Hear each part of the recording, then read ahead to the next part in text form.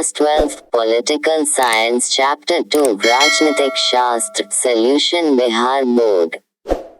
प्रश्न 1, नर्मदा बचाओ आंदोलन पर निबंध लिखिए। उत्तर, पर्यावरण की सुरक्षा के लिए विभिन्न प्रकार के आंदोलन हमारे देश में चलाए गए हैं, जिसमें नर्मदा बचाओ आंदोलन का प्रमुख स्थान है। यह आंदोलन प्रसिद्ध सामाजिक कार्यकर्ता मेघा पाटेकर के नेतृत्व में चलाया गया।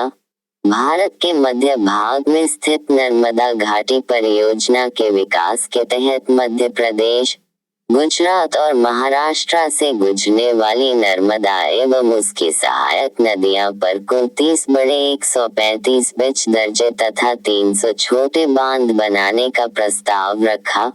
गुजरात के सरदार सरोवर व मध्य प्रदेश के नर्मदा सागर बांध के रूप में 2 सबसे बड़ी तथा बहुउद्देशीय परियोजनाओं का निर्धारण किया गया, जिससे स्थानीय लोगों पर प्रभाव पड़ा, जिसके खिलाफ एक आंदोलन किया गया जिसको नर्मदा बचाओ आंदोलन के नाम से जाना जाता है। इस आंदोलन के माध्यम से स्थानीय लोगों ने बांधों के निर्माण का विरोध किया। नर्मदा बचाओ आंदोलन के पक्ष में यह तर्क दिया गया कि नर्मदा सागर बांध का निर्माण करने में स्थानीय लोगों पर इसका का बड़ा ही बुरा प्रभाव पड़ सकता है। बहुत से लोगों ने पुनर्वास की समस्या भी हो सकती है। लेकिन नर्मदा बचाओ आंदोलन के विपक्ष में यह कहा जा सकता है कि सरदार सरोवर परियोजना की सफलता से लोगों को लाभ हो सकता है। पड़ोसी राज्यों में पीने का पानी, सिंचाई, बिजली उत्पादक की सुविधा मुहैया कराई जा सकती है और कृषि की उत्पादकता में वृद्धि हो सकती है। प्रश्न 2, चिपको आंदोलन पर एक टिप्पणी लिखिए। उत्तर, चिपको आंदोलन एक पर्यावरण रक्षा का आंदोलन या किसानों ने वृक्ष की कटाई का विरोध करने के लिए शुरू किया था। इस आंदोलन की सबसे बड़ी बात यह थी कि उस समय पुरुषों के मुकाबले इसमें स्त्रियों ने भारी संख्या में भाग लिया था। यह आंदोलन उत्तराखंड के चमोली जिले में प्रारंभ हुआ। इस आंदोलन की शुरुआत 1973 में हुई, जिसमें वहां के महिलाएं एवं पुरुषों ने अपना सराहनीय योगदान दिया। तब भी वनों को काटने वाले वनों की कटाई करते थे। तब वहां के महिलाएं तथा पुरुष पेड़ों की रक्षा करने के लिए पदों से चिपक जाते थे और अपनी जान के प्रवाह किए बगैर वो पेड़ों की रक्षा करते थे। वास्तव में हम सभी के लिए यह आंदोलन एक प्रेरणादायक आंदोलन है। इस आंदोलन को धीरे धीरे काफी लोगों का सहयोग मिला। यह आंदोलन उत्तराखंड से धीरे धीरे कई राज्यों में भी फैला। इस आंदोलन में कई लोगों ने भाग लिया, जिसमें कुछ महान समाज सेवी लोग हैं। चंडी प्रसाद भट्ट, प्रेमी सुंदरलाल, श्रीमती गोरा देवी आदि। चंडी प्रसाद भट्ट एक समाज सुधारक है, जिनका जन्म 23 जून 1934 को उत्तराखंड का गोपेश्वर गांव में हुआ था। इस पर्यावरण बचाओ आंदोलन में अनेकों स्लोगन दिए गए, जैसे चिपको आंदोलन आया है, जीवन में खुशियां लाता है। चिपको आंदोलन आया है, देश में बदलाव लाया है। प्रश्न 3, पंचशील पर एक टिप्पणी लिखिए। उत्तर, 25 जून 1954 को भारत के प्रधानमंत्री जवाहरलाल नेहरू और चीन के प्रधानमंत्री चाउ एन लाई ने पंचशील के सिद्धांतों को विश्व के सामने रखा। यह समझौता भारत एवं चीन के बीच एक आदर्श शांतिमय समझौता था, जिसे हम पंचशील समझौता कहते हैं। पंचशील के 5 सिद्धांत निम्नलिखित हैं। क, एक दूसरे के प्रादेशिक अखंडता और संप्रभुता का आदर करना। ख, एक दूसरे पर आक्रमण न करना। ग, एक दूसरे के आंतरिक मामलों में हस्तक्षेप न करना। घ, समानता और पारस्परिक लाभ के सिद्धांत के आधार पर मैत्रीपूर्ण संबंधों की स्थापना करना। अग, शांतिपूर्ण सह अस्तित्व। प्रश्न 4, दक्षेस क्या है? उत्तर, दक्षिण एशिया के राष्ट्र के मध्य क्षेत्रीय सहयोग को बढ़ावा देने के लिए एक क्षेत्रीय संगठन की स्थापना की गई, जिसे दक्षिण एशियाई क्षेत्रीय सहयोग संघ कहा जाता है। यह विश्व का सबसे अधिक जनसंख्या वाला देश है, जो गरीब और शिक्षा व कुपोषण की समस्या से पीड़ित है। सार्क में अभी 8 देश सम्मिलित है। सार्क की स्थापना 8 दिसंबर 1985 को की गई थी। इसका मुख्यालय काठमांडू में स्थित है। वर्तमान में इसके सदस्य देश भारत, पाकिस्तान, बांग्लादेश, भूटान, नेपाल, श्रीलंका, अफगानिस्तान, मालदीव एवं है। इसका प्रथम शिखर सम्मेलन 1985 में ढाका में हुआ था। प्रश्न 5, संयुक्त राष्ट्र संघ के महासचिव पर टिप्पणी लिखें। उत्तर, संयुक्त राष्ट्र संघ के कार्यों का संचालन करने के लिए एक सचिवालय है। इसके अध्यक्ष को महासचिव कहा जाता है।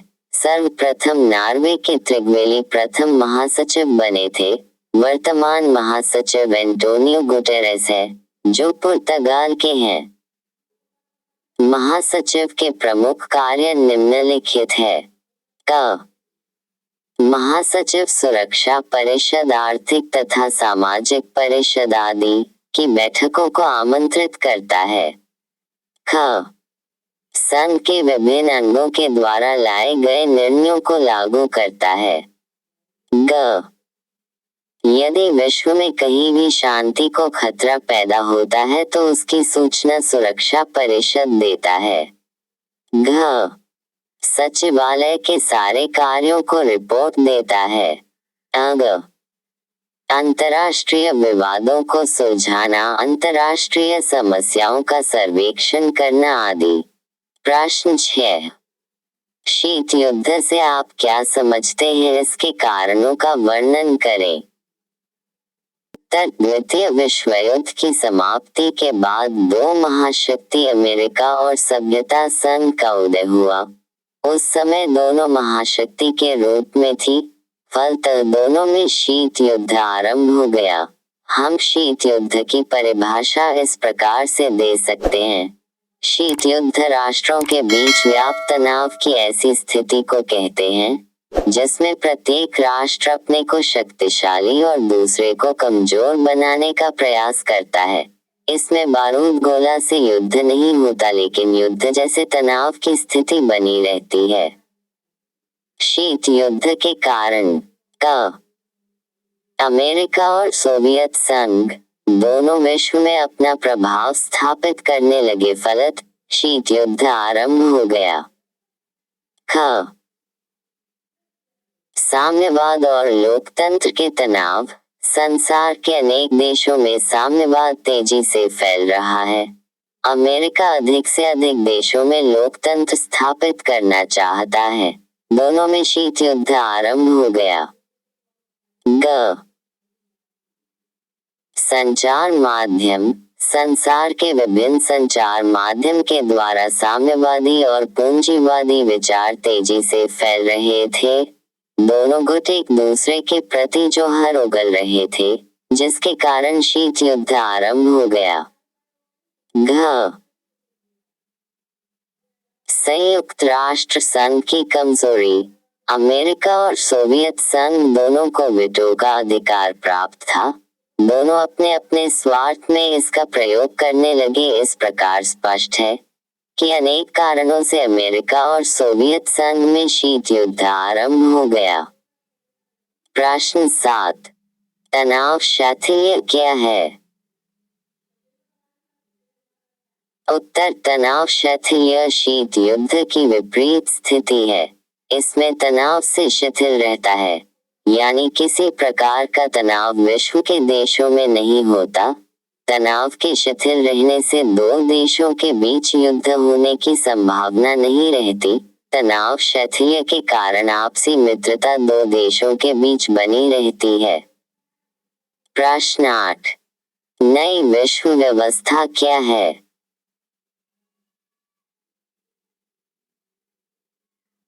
उत्तर सोवियत संघ के अचानक विघटन से हर कोई आश्चर्यचकित रह गया।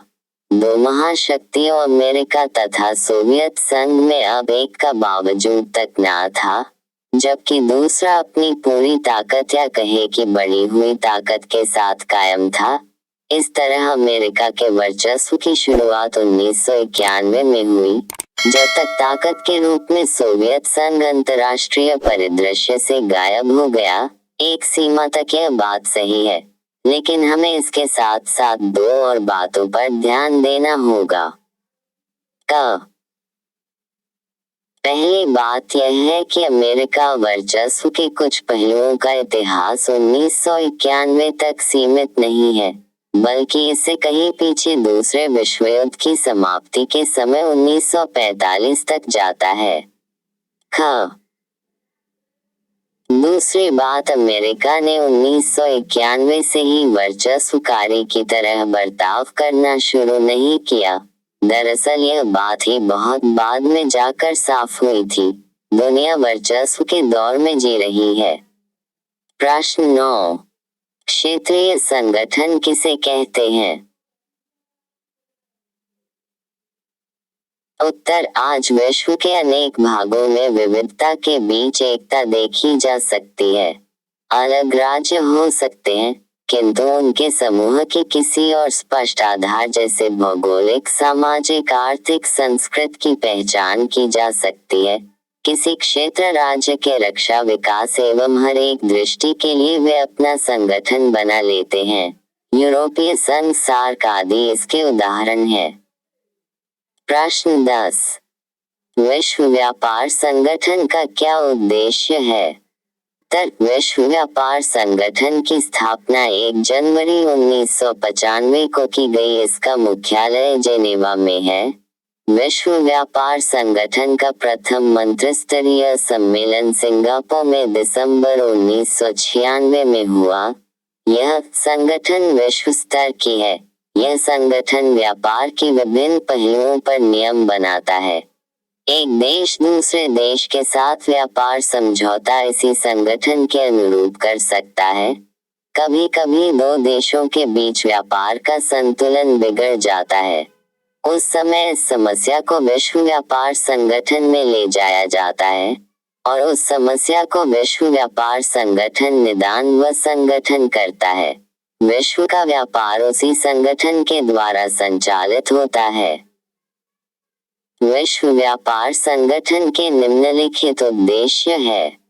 क, सदस्य देशों के लोगों का जीवन स्तर ऊंचा उठाना। ख, अंतर्राष्ट्रीय व्यापार तथा उत्पादन में वृद्धि करना है। ग, विश्व के संसाधनों का विकास करना तथा उनका पूर्ण प्रयोग करना। घ, पूर्ण रोजगार की दशा में अर्थव्यवस्था को प्रवृत्त करना तथा वास्तविक आय एवं प्रभावी मांग के परिमाण में वृद्धि करना। अग, व्यापारिक क्षेत्र में भेदभाव दूर करना। च, व्यापार में न्यायोचित नियम बनाना। प्रश्न 11, संयुक्त राष्ट्र संघ के उद्देश्य क्या है? उत्तर, संयुक्त राष्ट्र संघ एक ऐसी अंतर्राष्ट्रीय संस्था है जिसकी स्थापना युद्ध को रोकने, आपसी शांति और प्रेम स्थापित करने तथा धन्य कल्याण के कार्य के लिए की गई है। आजकल संसार के छोटे बड़े लगभग 192 देश इसके सदस्य हैं। इस संस्था की स्थापना 24 अक्टूबर 1945 को हुई थी। इस संस्था का मुख्य कार्यालय अमेरिका में है। उद्देश्य: क, अंतर्राष्ट्रीय शांति एवं सुरक्षा बनाए रखना। ख, विभिन्न राष्ट्रों के बीच मैत्रीपूर्ण संबंधों को बढ़ाना। ग, आपसी सहयोग द्वारा आर्थिक, सामाजिक, सांस्कृतिक तथा मानवीय ढंग से अंतर्राष्ट्रीय समस्याओं को हल करना। घ, ऊपर दिए गए हितों की पूर्ति के लिए भिन्न राष्ट्रों की कार्यवाही में तालमेल करना। प्रश्न 12, शिमला समझौता पर एक टिप्पणी लिखें।